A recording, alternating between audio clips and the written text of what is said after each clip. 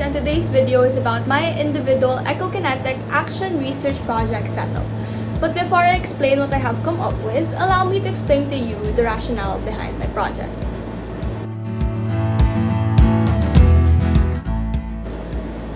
Even in our CWATS class, we have a problem with giving care to our plants well past the beginning of the project.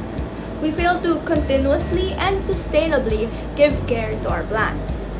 And I'm sure this problem does not only exist in our CWATS class. I'm sure many non-plantee techs struggle with this as well, which would then discourage them from even starting a planting journey in the first place. Thus, I thought of finding a way to make taking care of plants easier.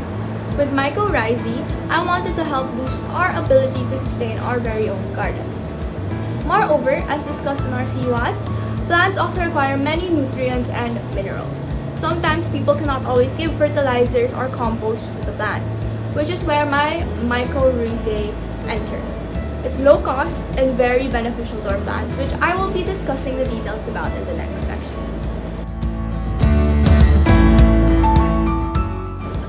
MYCO refers to symbiotic relationships between plants and fungi. A symbiotic relationship means that both parties benefit from each other. In the case of mycorrhiza, the fungi benefit from the plant because the plant offers its roots to be the fungi's anchor as they spread their network around. Meanwhile, the plant benefits from the fungi because of several reasons, the primary one of which is that the fungi serve as a larger root system for the plant. They allow the plant better access to water and nutrients, even storing them for the plant for when those elements are not currently available, and making nutrients easier for the plant to digest. Because of this, plants with mycorrhiza are more resistant to diseases and water stress. Moreover, these fungi stay for years on end to help you with your plant. Thus, I thought of using mycorrhiza to solve the problem of having trouble maintaining the provision of care for plants.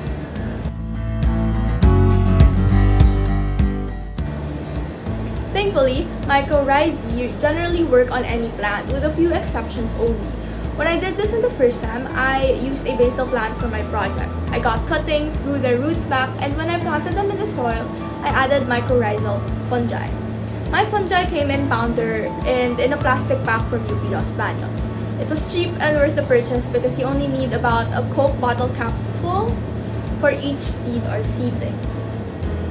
After adding the fungi, I wasn't able to check the roots again if the plant and fungi were successfully inoculated, but I did notice that the setup with the fungi was in better shape than the one without.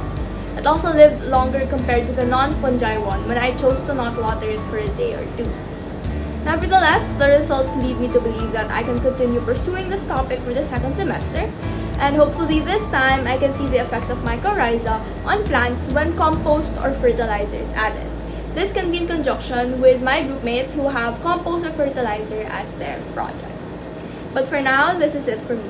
Thank you!